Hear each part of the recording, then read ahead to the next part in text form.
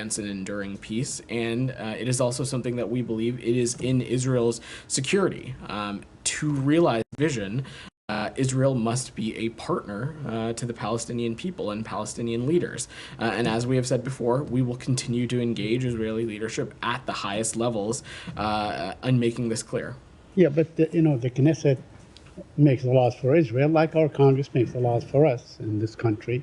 So, I mean, with all due respect, if it remains contained to rhetorical commitment, I mean, it doesn't make any difference. Would it make any difference?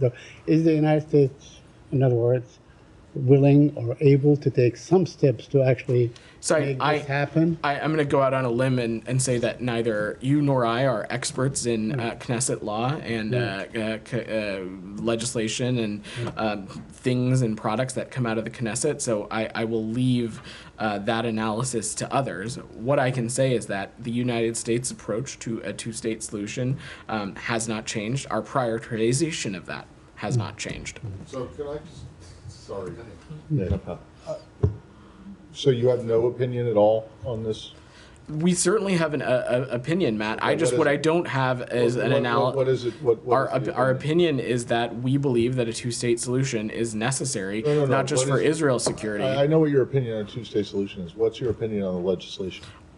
I think it can be safely implied that a piece of legislation that is in opposition to a two-state solution is not something that we would be thrilled about. But again, I don't have the expertise or the analysis of this legislation to know what bearing it would have on the overall process. What I can say, though, Matt, is that this is something that we're going to continue to engage directly with Israeli leaders on. We believe that this is the direct and most credible and real path forward for Israel's security to get the region out of an endless cycle of violence. And that's why we have continued to call on a two-state solution being a cornerstone of every iteration and conversation that we have when we talk about the future of this region and the future of the Israeli and the Palestinian people. Okay, but I'm just, it's interesting to me that you don't want to come out, you wouldn't come out and say, right, this off the top, in response to the first question, that this is something that you oppose, and that this is not, because I can recall less than 2 months ago, you guys weighing in very significantly on Georgia's parliament passing a law that you didn't like, on Uganda's parliament passing an anti-LGBTQ law that you didn't like, and there was no reticence at all, Matt, for you guys to call it out. And now it's like pulling teeth to get you to say something. I don't think it's like pulling teeth. This is something that my understanding is just passed earlier today or within the past 24 hours. What the full contents of this legislation are, I certainly haven't had time to read it. I can't imagine Said or you have either, Matt. Correct me if I'm wrong. That being said, our long-standing position on a two-state solution is quite clear, and we believe it continues to be the only way to advance enduring peace. And it's something that we have made clear with Israeli officials across its government, and it's something that we will continue to make clear across. All right, fair enough. But I don't think that you can cite chapter and verse of the Georgia law or the Uganda law either. So don't, you throw it back and say, well, you haven't read it. We know what's Matt, the essential outline, which is basically what you knew about the two laws that I just mentioned. Other countries. These are different circumstances, different countries. I think these are a little bit apples and oranges. The point is that you are not shy about weighing in on other countries' legislatures' decisions or votes. And in this case, we are not shy about making clear that how vital we believe a two-state solution to be about being the only way for an enduring peace. Nick's patiently been waiting. I have a couple more questions. I'm sorry, I will come to okay, all right, go ahead, Said. But I just want to ask you a couple more. Yeah. The Mossad leader, the Israeli intelligence leader, said that Netanyahu is really intent on thwarting any deal. Do you have any comment on that? Did you hear the Mossad chief, what he said, and so on. So and for obvious reasons, Saeed, I'm not going to negotiate or speak about the deliberative process from up here. What I can say is that we're working to get a deal. We're working to get a ceasefire and bring the hostages home, and we continue to believe a diplomatic resolution is achievable and urgent. We're hopeful about the direction that things are progressing in, and we believe, as I said, something is achievable. But I'm not going to get more specific or offer commentary beyond that. But Mr. Barnea, the head of the Mossad, is the guy who is really heading the negotiations. So he knows. He knows exactly what's going on. He knows that his prime minister is not allowing him to go forward with the deal. You don't have a comment on that? I'm just not going to negotiate on this process in public, Said. That would be unhelpful to the process. What I can say is that we are hopeful about the direction that things are progressing in. We believe a deal is both achievable. It's something that we have been working around the clock. It's an urgent priority for Secretary Blinken, and this is something that we're working to get across the finish line. But I don't have more for you. Anything else on the region before I let Nick go? Go ahead, Nick. This is on Iran. Okay, go ahead. States re-up the 4-month sanctions waiver for Iraq to buy electricity from Iran without being subject to sanctions. It's now really a good time to be granting or extending sanction waivers when Iran is plotting to assassinate the former president and others. And what, if any, ramifications will Iran face for that?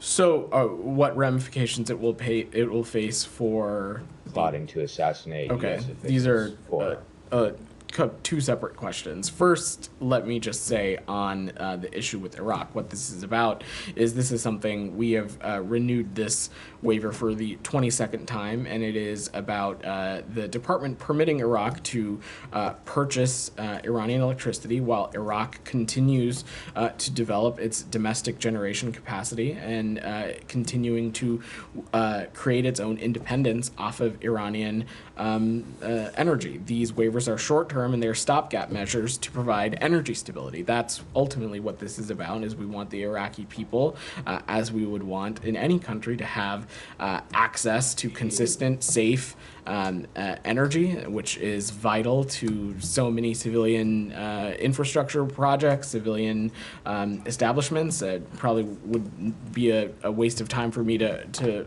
list them off. Simultaneously, though, Nick, we are also encouraging the Iraqi government to take meaningful steps to accelerate its efforts to wean itself off of Iranian energy sources. And over the past number of years, we have also seen that. Currently, our estimates are that it relies on Iran for about 25% of its energy. Just a few years ago, that number was 40%. And in recent years, we have seen our partners in Iraq double its capacity for its own electrical generation. So we are seeing progress and steps in the right direction, and we want to continue to see a clear plan, including realistic and measurable milestones.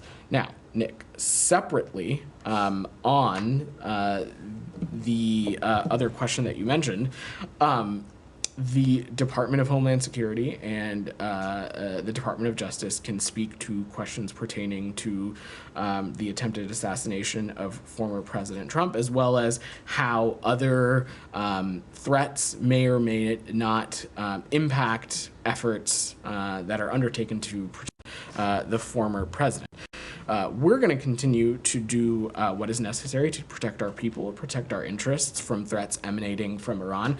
That, of course, includes protecting former officials from any threats that may potentially emanate from Iran. And you have seen us not hesitate to take appropriate actions against the Iranian regime or its proxies when American interests, its people, or American officials have been threatened or been put in harm's way. And that continues to be the case. And for obvious reasons, it should be no surprise to you. I'm not going to preview what actions and steps we would take from up here. Follow up on that. Go ahead, Alex. Vedant, Yeah. The White House this morning said that the threat is credible. So if it's credible, getting back to Nick's original question, what actions are you taking to, first of all, deter it, second, to make Iran pay price. So in answering, I addressed this when speaking to Nick's question, Alex. I'm not going to speak to actions from up here. I'm not going to preview to them. That would be not in the interest of our national security.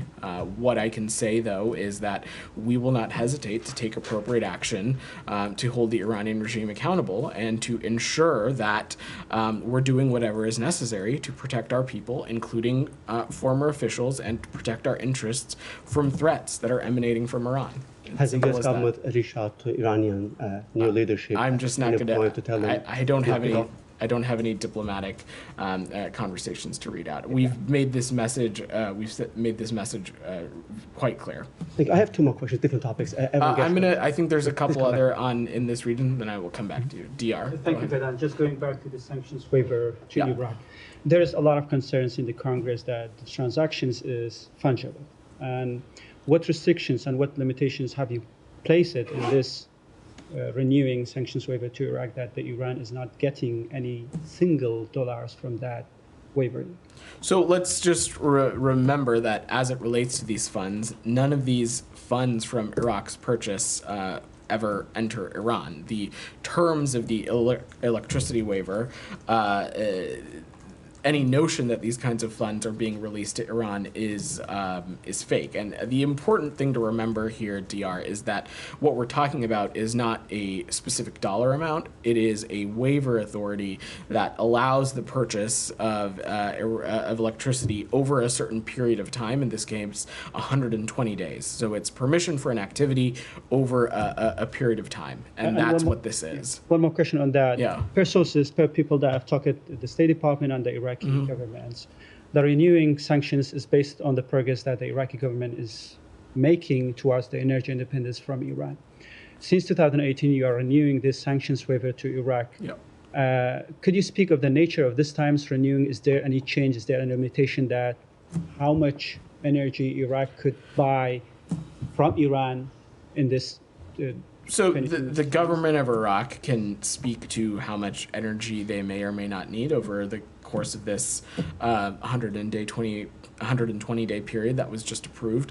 But to the first part of your question, I just talked about in answering Nick's question, we have, over the past decade, have seen some measurable steps of Iraq weaning off Iranian electricity. Like I said, currently we anticipate that they are relying on Iran for about 25% of their electricity. A number of years ago, that number was 40%. Also, in recent years, we have seen Iraq double its electricity generation capacity at home. So we are seeing steps in the right direction when it comes to weaning itself off of Iranian energy, and we'll continue to keep a close eye on that plan.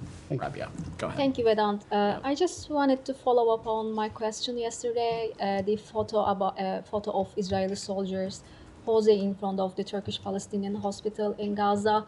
What is your reaction to this photo and the reports that the IDF is using this hospital as their military base in Gaza? So we've seen the reports on the Turkish hospital, and we are in touch with Israeli counterparts to learn more. And that's really all that we can say at the moment on that. I think at face value, when looking at that image, what we see service members posing in front of the hospital. So I don't want to draw any conclusions beyond that. But we have asked the IDF for additional information, and we look forward to receiving that. But beyond that, that does not change the position that we have held for quite some time now, that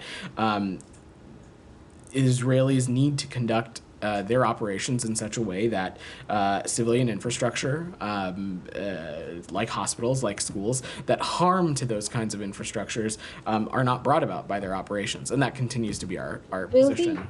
Will the U.S. make its own assessment in this case on whether or not IDF is violating international at this law? point, because this is not the first time we are seeing photos of Israeli soldiers at this point we have asked our civilian infrastructure and using hospitals as their military base. There are many reports about we're in touch with our Israeli counterparts, and we're looking to understand more, and that's where we are in the process on this for now. Go ahead. Sure, go ahead. So Russia's deputy foreign minister said today that Russia does not rule out the new deployments of nuclear missiles in response to the planned U.S. stationing of long-range conventional weapons in Germany, with Interfax citing him as saying that the defense of Kaliningrad between Poland and Lithuania was a particular focus. Would you be concerned about such a deployment, or do you view this as posturing? And have you thought through possible responses? So certainly wouldn't speak to responses from here, and obviously colleagues at the Pentagon can speak to that in greater detail. Of course, any kind of rhetoric, language, when talking about the use or deployment of nuclear warheads is of course concerning, and something that we'll continue to pay close attention to. This is something that we have seen the Russians do and say, and thump their chests a little bit on for a number, for quite some time now, dating back to even the early months of their aggression into Ukraine. So I just don't want to speculate, but we are of course continuing to monitor closely. Okay, and then Germany next year plans to cut in half its military aid to Ukraine, saying it hopes that Ukraine will be able to meet the bulk of its military needs with 50 billion in loans from the proceeds of frozen Russian assets. Do you think those loans will be sufficient? So obviously, when we're talking about the use of those sovereign assets, that's something that the G7 worked very closely on. So we no doubt believe that that is something that will be able to bolster the Ukrainians' efforts when it comes to defending their territorial integrity and sovereignty. As it relates to the Germans and their own budgetary decisions, that's an internal process for them to speak to. What I can say is that over the course of this conflict, our German partners have been irreplaceable and amazing to work with when it comes to supporting our Ukrainian partners. And broadly, our allies and partners across Europe have continued to shoulder an immense burden when it comes to supporting the Ukrainian people. And we have no reason to think that that kind of support across Europe, including in Germany itself, would not continue. And Germany's plans come despite concerns that U.S. support for Kyiv could potentially diminish if Trump returns to the White House. Have you had conversations with your German counterparts about these plans to cut aid in this context? We talked to our, it's important to remember Germany is one of our most key and important partners in Europe. We talk to them regularly around the clock. I don't have any specifics to share on this news, though. But does this increase your concerns about the future of military aid for Ukraine? Like I just said, we have no reason to believe that aid from across Europe will not continue to be robust in supporting our Ukrainian partners. Leaders of these European countries have themselves said that, including Chancellor Scholz, and the United States has also. Since the passage of supplemental, we also have continued to show our support to our Ukrainian partners through PDAs and other kinds of support, and we have no reason to think that that won't continue over the coming months as well. Okay, sorry, just quickly on Evan Gershkovich. His trial moves quickly through the witness testimony behind closed doors today. Was the embassy able to have access to his trial, and when was the last time the U.S. had contact with him? Sure. And then what's the latest on a potential prisoner exchange for him and Paul Whelan? So a couple of things. First, we are obviously watching this trial very closely. Embassy Moscow was not able to be at the courtroom given the short notice that they were provided of its date and some additional logistical hurdles that they faced. In terms of the most recent consular visit, Ambassador Tracy visited Evan on May 23rd. And on broadly, let me just say that we have been clear from the get-go that Evan did nothing wrong and should not have been detained. To date, Russia has provided no evidence of a crime and has failed to justify Evan's continued detention. Evan should not be detained. Paul Whelan should not be detained, and both of them should be immediately released. As it relates to where we are in the process, I'm not going to speak to negotiations in public. We are seeking the release of Evan Gershkovich and Paul Whelan as soon as possible. The timeline of the trial and what route that takes does not have a bearing and has no impact on the urgency that the United States has been prioritizing in this effort. We want both of them home immediately, and we'll continue to work in this area until they're reunited with their loved ones. Go Go ahead, Thanks, Shannon. Vedant. Follow up on that, actually. Yeah. So Evan Gershkovich is due in court again tomorrow. Will U.S. diplomats be on hand for that hearing or attempt to gain access? We will certainly attempt to gain access. I don't have any more specific than that, but I'm happy to check with the team in Moscow and see if we can follow up with you. Thank you. And the timeline of the trial that seems to have rocketed forward, does the State Department have any insight into why this timeline has been moved up?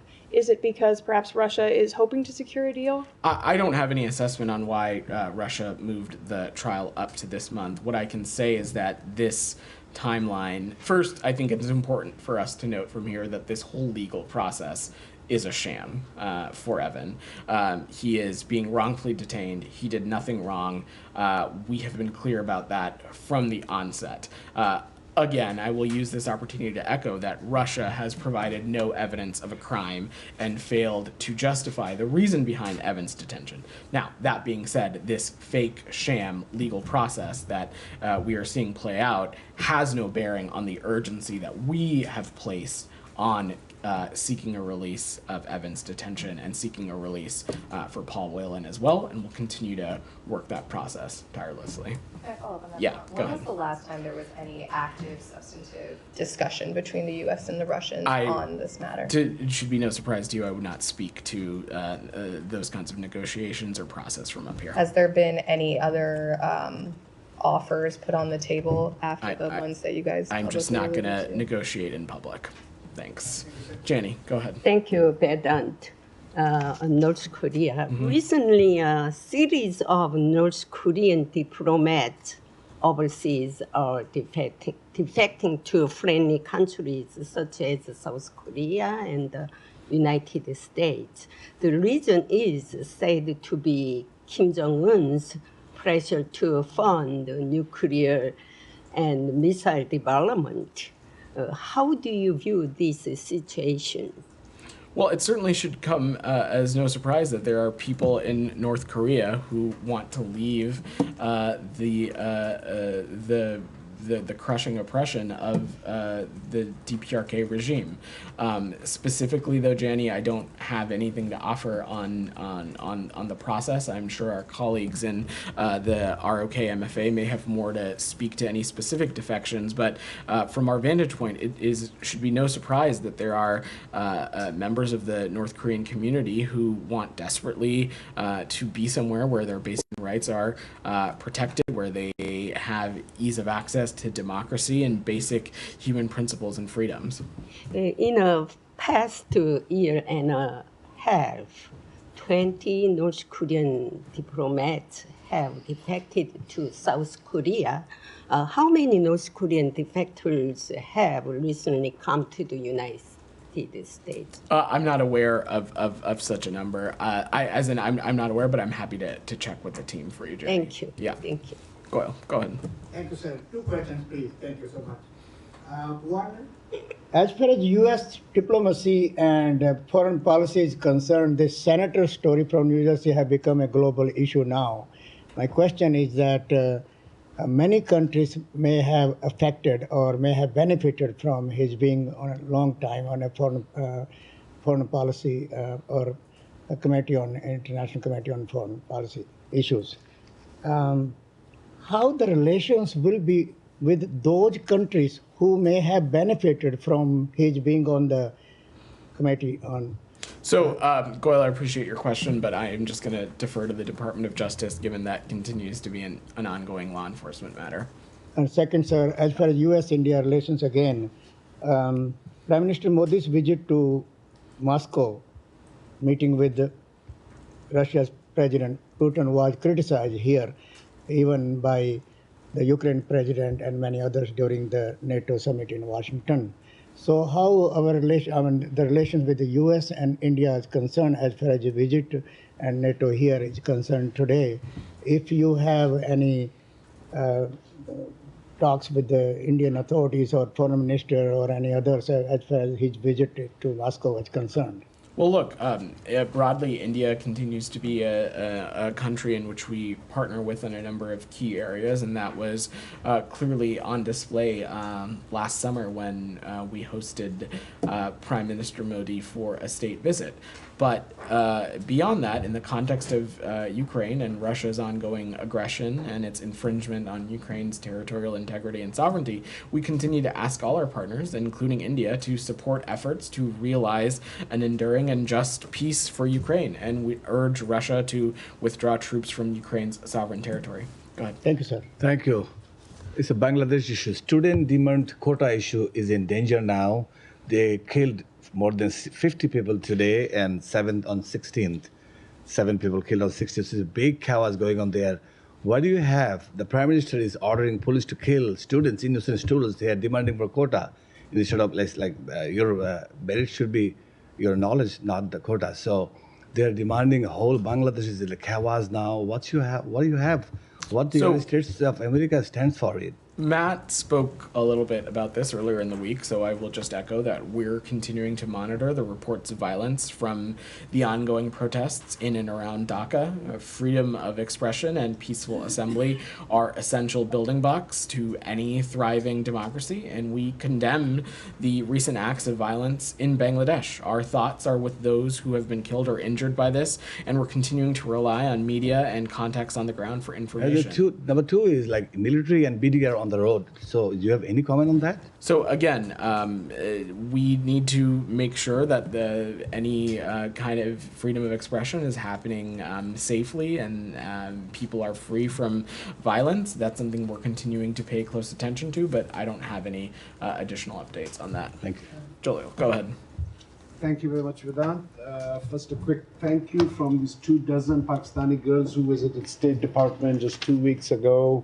It's a student program, STEM. They especially emailed me as well. These are some unrecognized State Department's workers who play a wonderful role in doing these projects and something the U.S. government does for these poor countries. So thank you on behalf of them.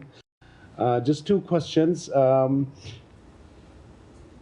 50,000 Afghans in Pakistan are waiting to be brought to the U.S. $20 million, according to my banking information, is every month is spent on them by the State Department. Your comment on that, whether it's a good use of the taxpayers' amount, and also whether you are aware that these individuals that are there, they're involved in some anti-state activities in Pakistan. Like, are you talking about specifically those who are those SIV? 50,000, not those millions of Afghans. Those specifically 50,000 Afghans that the U.S. has.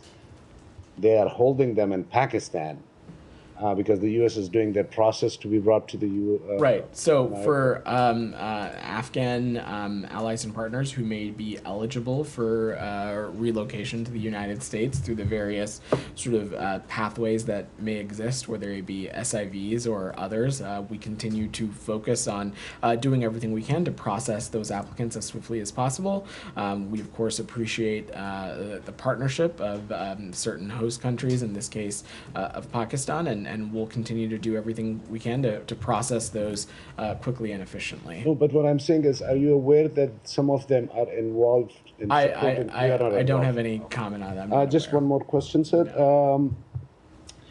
In Pakistan, several journalists have now started using this term emergency, which is basically a sweet word for martial law in the country.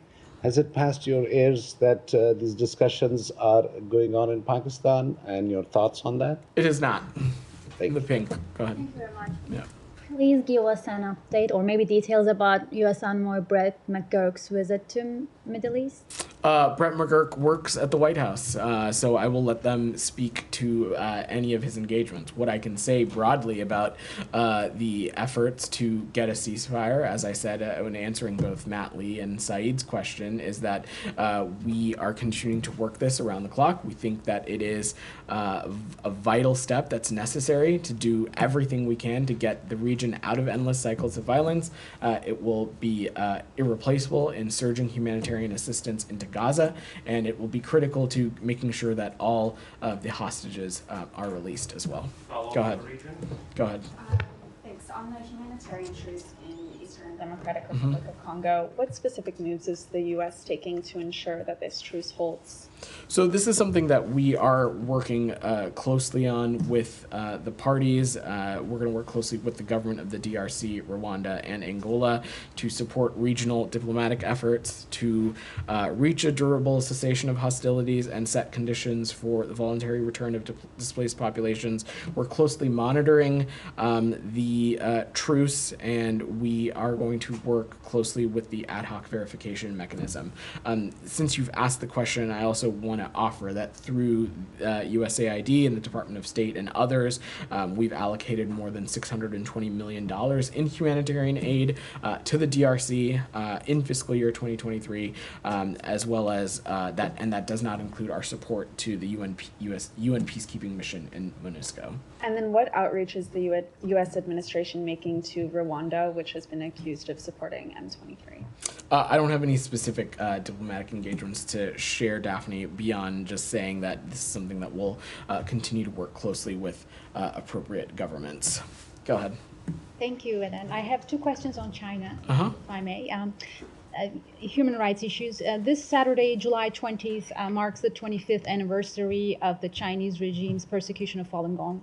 Will the State Department take any action against Beijing to mark this occasion? So I don't have any actions to preview from up here, but look, broadly, we have seen the PRC take a number of steps over the past many years that we view as a crackdown on human rights. One, it is something that we will continue to raise with PRC officials directly, and two, we won't hesitate to take appropriate actions from the U.S. government, and you've seen us done so. And on the second question, in a Hudson Institute event yesterday, researchers expressed alarm about Chinese authorities' ability to freely spread propaganda about Falun Gong in the West. Is the State Department concerned about this, and what is the action plan to counter such growing influence operations in the West, specifically in the U.S.? I will speak to this a little bit broadly because I don't want to speak about this a specific context. We continue to see, of course, that we are very vigilant about the threat that of certain countries pose when it comes to spreading misinformation and disinformation, not just within their own countries, but in other countries. Domestically, here within the United States, that is not the purview of the State Department. Of course, colleagues at the Department of Homeland Security and the Department of Justice can speak more to that. But broadly, in combating misinformation and disinformation around the globe, we're deeply engaged on this. It's something that the Global Engagement Center, it's something that the Secretary is prioritized on as well. Go ahead. Thank you, sir. A few days ago, another Pakistani journalist, Hassan Zaib, was killed in Pakistan.